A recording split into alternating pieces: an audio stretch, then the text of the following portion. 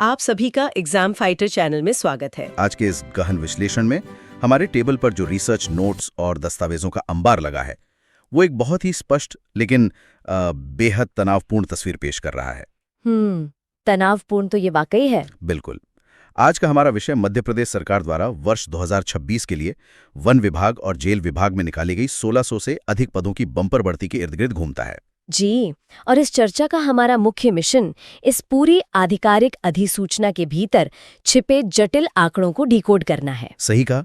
हम उन 4 प्रमुख पदों की अलग अलग योग्यताओं का बारीकी से विश्लेषण करेंगे और सबसे बड़ी बात, मात्र 35 दिनों के भीतर इस पहाड़ जैसे सिलेबस की तैयारी की जो चुनौती सामने खड़ी है उसकी वास्तविकता को समझेंगे। मतलब एक तरह से ये लगभग नामुमकिन सी चुनौती लगती है। हाँ, क्योंकि समय बहुत ही कम है। देखा जाए तो सिर्फ मार्च का महीना ही शेष बचा है। स्थिति बिल्कुल अभी नहीं तो कभी नहीं वाली है, लेकिन दूसरी तरफ अवसर भी उतना ही बड़ा है। ठीक है, आइए इसे विस्तार से समझते हैं। देखिए, ये अवसर वाकई बहुत बड़ा है, लेकिन इसके साथ जो समय सीमा दी गई है ना, वो किसी को भी चौंका सकती है।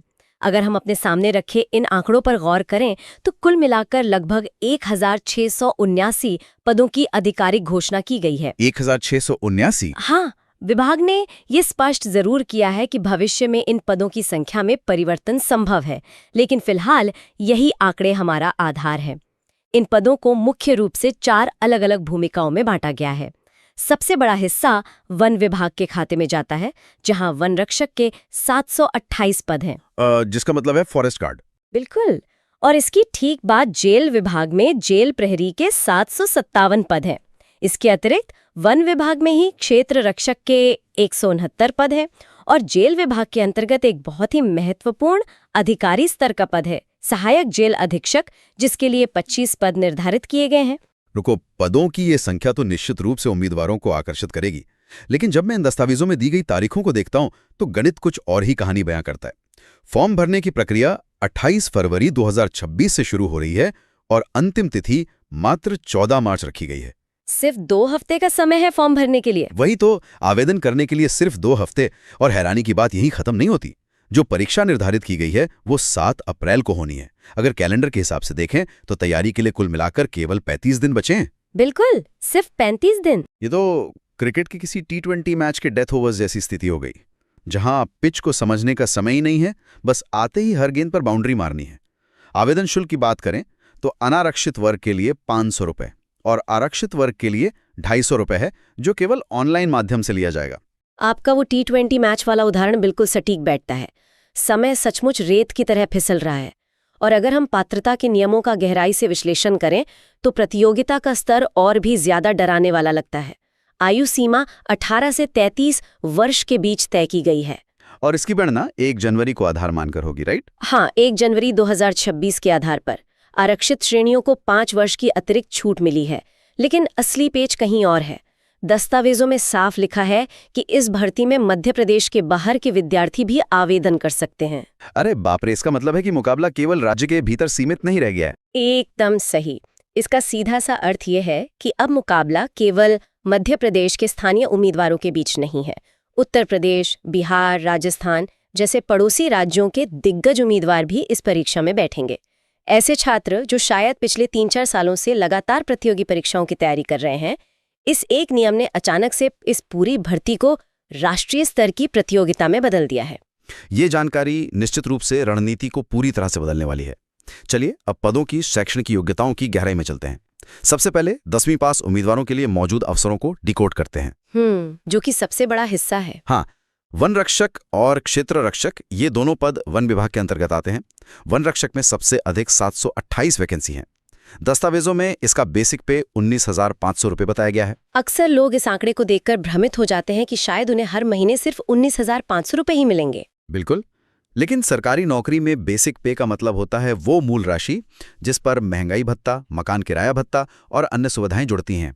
यानी हाथ में आने वाला वास्तविक वेतन इस आंकड़े से कहीं ज्यादा होगा। और क्षेत्र रक्षक, जिसके 169 पद हैं, उसका वेतन और योग्यता भी बिल्कुल वन रक्षक के समान ही है। यानी दोनों के लिए 10वीं पास होना अनिवार्य है। देखिए, शैक्षणिक योग्यता 10वीं पास होना भले ही आसान लगे, लेकिन असली परीक्षा तो शारीरिक मापदंडों की है। वन विभाग के इन दोनों पदों के लिए शारीरिक माप के नियम बहुत स्पष्ट हैं। पुरुष उम्मीदवारों के लिए न्यूनतम ऊंचाई 163 सेंटीमीटर होनी चाहिए। और एसटी वर्ग के लिए थोड़ी छूट है? जी, एसटी वर्ग के पुरुष उम्मीदवारों के लिए इसे 152 सेंटीमीटर रखा गया है। इसके साथ ही पुरुषों के लिए सीने का माप 79 सेंटीमीटर होना अनिवार्य है, जिसमें कम से कम 5 सेंटीमीटर का फुलाव जरूरी है। महिला उम्मीदवारों की बात करें तो न्यूनतम ऊंचाई 150 सेंटीमीटर मांगी गई है और एसटी वर्ग की महिलाओं के लिए ये 145 सेंटीमीटर है। महिलाओं के लिए सीने के माप का नियम लागू नहीं होता। ये 5 सेंटीमीटर सीने के फुलाव वाली शर्त बहुत दिलचस्प है। ये कोई जिम की बॉडी बिल्डिंग प्रतियोगिता तो है नहीं। आखिर वन विभाग को सीना फुलाने वाले उम्मीदवारों की जरूरत क्यों है? ये एक बहुत ही व्यावहारिक आवश्यकता है। 5 सेंटीमीटर का फुलाव असल में किसी व्यक्ति के फेफड़ों की क्षमता यानी लंग कैपेसिटी को मापता है। वन रक्षक को दिन भर उबड़-खाबड़ जंगली रास्तों पर पैदल गश्तें करनी होती हैं, पहाड़ियां चढ़नी होती हैं और कभी-कभी वन्य जीवों या तस्करों के पीछे दौड़ना भी पड़ सकता है। हाँ, स्टैमिना चाहिए। बिल्कुल, अगर फेफड़ों में पर्याप्त ऑक्सीजन खींचने की क्षमता नहीं होगी तो वो व्यक्ति जंगल के उस कठिन माहौल में टिक ही नहीं पाएगा। एक तरह से ये मेडिकल फिटनेस का एक बहुत ही पुराना लेकिन कारगर टेस्ट है। ये एक शानदार नजरिया है। अब अगर हम वन विभाग से हटकर जेल विभाग की ओर मुड़ें तो तस्वीर और भी ज्यादा सख्त नजर आती है। हमारे रिसर्च नोट्स बताते हैं कि 757 पदों वाले जेल प्रहरी को लेकर उम्मीदवारों के बीच सबसे भयंकर क्रेज है। इसकी योग्यता भी 10वीं पास ही है। इसमें ओपन, महिला, भूतपूर्व सैनिक और होमगार्ड सबके लिए अलग-अलग पद आरक्षित हैं। हाँ, लेकिन जब मैं इसके शारीरिक मापदंडों को पढ़ता हूं तो लगता है कि ये वन विभाग से कहीं ज्यादा चुनौतीपूर्ण है। जेल प्रहरी का काम जंगल में गश्त करने से बिल्कुल अलग है ना। यहाँ खूंखार अपराधियों के बीच एक अत्यधिक तनावपूर्ण और सीमित क्षेत्र में अपनी ड्यूटी देनी होती है, इसलिए इसके शारीरिक मापदंड कड़े रखे गए हैं। पुरुष उम्मीदवारों की न्यूनतम ऊंचाई 165 सेंटीमीटर होनी चाहिए, जो कि वन रक्षक के 163 सेंटीमीटर से ज्यादा है। और महिलाओं के लिए? महिलाओं के लिए 158 सेंटीमीटर होनी चाहिए। पुरुषों का सीना बिना फुलाए ही 83 सेंटीमीटर होना चाहिए। और एक और सबसे बड़ी शर्त यह है कि इसमें आंखों का विशेष और कड़ाई से चेकअप किया जाएगा। किसी भी प्रकार का दृष्टि दोष बिल्कुल भी बर्दाश्त नहीं किया जाएगा। जेल के अंदर की सुरक्षा में नजर की कोई भी चूक बहुत भारी पड़ सकती है। और इसके बाद जो फिजिकल एंड्योरेंस टेस्ट यानी पीईटी है, उसके आंकड़े तो और भी हैरान करने वाले हैं। 800 मीटर की दौड़ और गोला फेंक।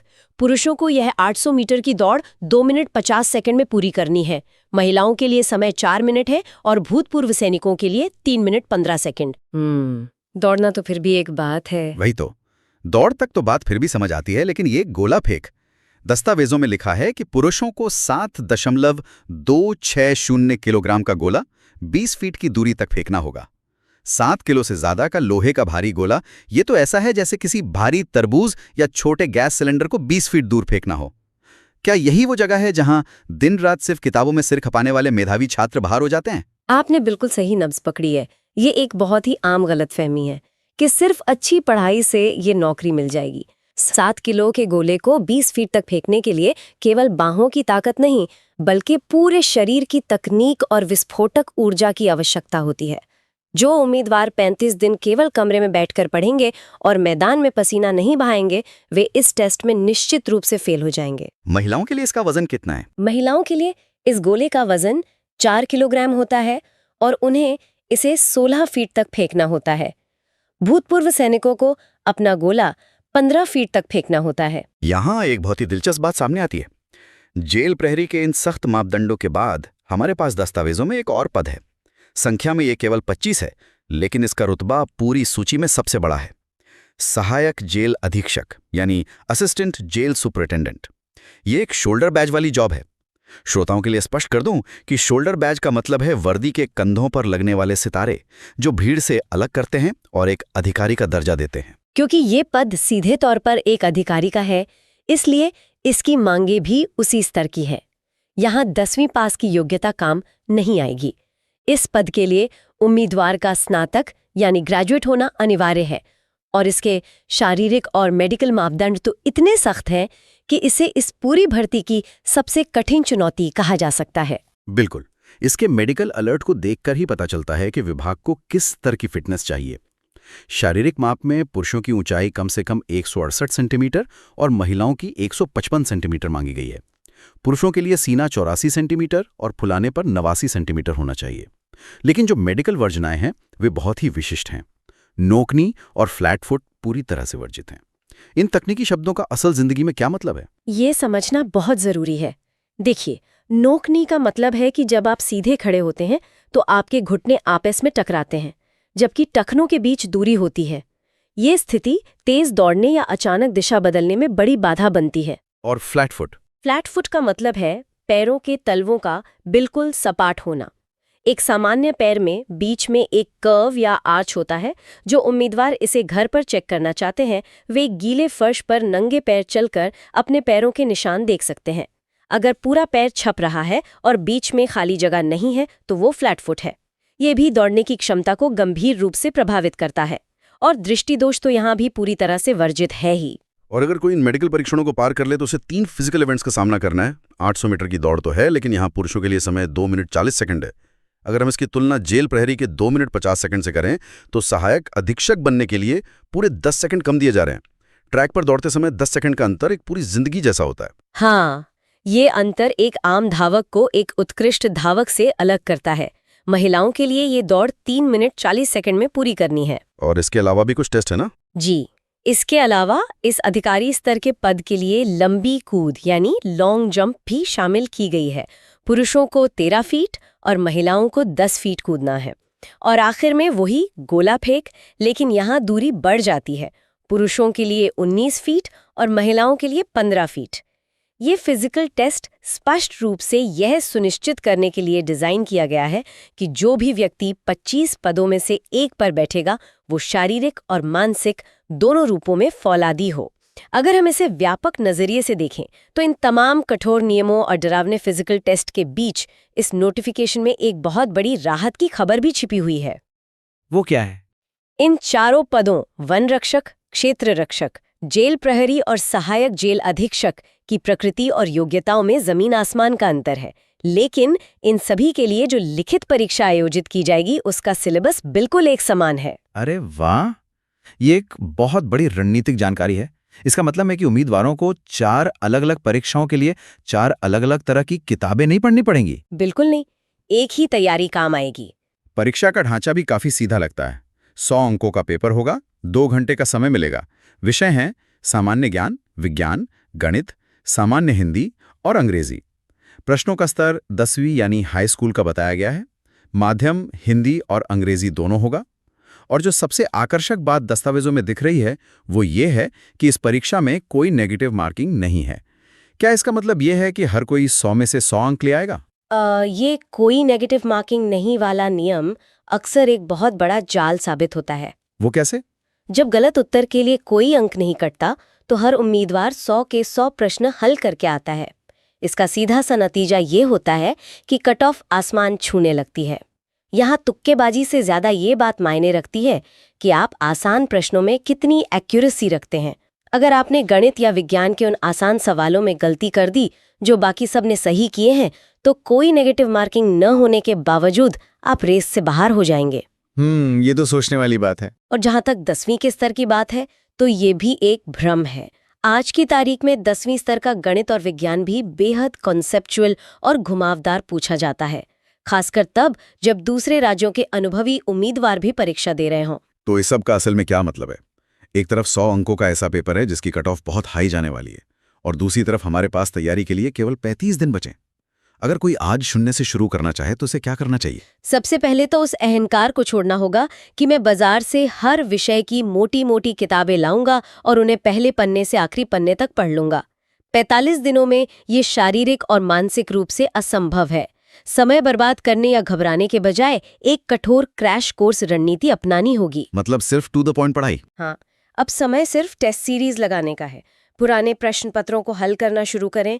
जब मॉक टेस्ट देंगे तो पता चलेगा कि सामान्य ज्ञान तो ठीक है लेकिन गणित में पीछे छूट रहे हैं। फिर अपना पूरा समय केवल उस कमजोर हिस्से के क्रैश कोर्स पर लगाएं। स्मार्ट स्टडी का मतलब अब ये जानना है कि क्या नहीं पढ़ना है। इस पूरी चर्चा को अगर समेटा जाए तो मध्य प्रदेश सरकार की वन और जेल विभाग की ये भर्ती एक बहुत ही जबरदस्त अवसर है, खासकर इसलिए क्योंकि 10वीं पास से लेकर ग्रेजुएट तक के लिए पद हैं और सबका लिखित सिलेबस एक समान है। लेकिन केवल 35 दिनों की छोटी सी समय सीमा, दूसरे राज्यों के उम्मीदवारों का दबाव और हर पद के लिए निर्धारित किए गए बेहद सख्त शारीरिक और मेडिकल मापदंड इसे एक ऐसी चुनौती बना देते हैं जिसे हल्के में लेना बहुत बड़ी भूल होगी। इससे एक बहुत ही महत्वपूर्ण सवाल खड़ा होता है, एक ऐसा विचार जिस पर तैयारी करने वाले हर व्यक्ति को अपनी किताबें बंद करके शांति से सोचना चाहिए। चूंकि इन चारों पदों के लिए लिखित परीक्षा का सिलेबस एक समान है, प्रश्नों का स्तर 10वीं का है और नेगेटिव मार्किंग भी नहीं है, जिससे स्कोर बहुत हाई जाने वाला है, तो क्या इस पूरी भर्ती प्रक्रिया का असली फिल्टर लिखित परीक्षा है ही नहीं? ये बहुत ही उकसाने वाला विचार है। आप कहना चाह रही हैं कि लिखित परीक्षा सिर्फ एक दिखावा हो सकती है? क्या पता असली मुकाबला उन चंद सेंटीमीटर की ऊंचाई में छिपा हो। क्या पता असली छटनी दौड़ के ट्रैक पर उन 10 सेकंड्स में होने वाली हो, या फिर 7 किलो के गोले को 20 फीट फेंकने की ताकत में। और मेडिकल चेकअप में पकड़े जाने वाले फ्लैटफुट या विजन टेस्ट में असली प्रतियोगिता छिपी हो। ये सोचने वाली बात है कि ये शारीरिक और मेडिकल मापदंड ही वह असली अदृश्य दीवार है जो शायद लाखों किताबी कीड़ों को पहले ही चरण के बाद बेरहमी से बाहर का रास्ता दिखा देंगे। ये एक ऐसा दृष्टिकोण है जो निश्चित रूप से इस पूरे नोटिफिकेशन को देखने का नजरिया बदल देता है। जो भी लोग इस चुनौती के लिए कमर कस रहे हैं, उन्हें सिर्फ लाइब्रेरी में बैठकर समय नहीं बिताना है, बल्कि अपनी शारीरिक सीमाओं का भी अभी से परीक्षण करना होगा। हम आशा करते हैं कि दस्तावेजों और आंकड़ों के इस गहन विश्लेषण से एक नई रणनीतिक स्पष्टता मिली होगी। जानकारी सिर्फ तब ताकत बनती है जब उसे सही समय पर सही तरीके से लागू किया जाए। इसी विचार के साथ इस गहन चर्चा को हम यहीं समाप्त करते हैं। समय कम है, प्रतियोगिता कठिन है, लेकिन सही दिशा में बनाई गई रणनीति उस शोल्डर बैच तक जरूर पहुंचा सकती है। सुनते रहिए और अपनी तैयारी को धार देते रहिए।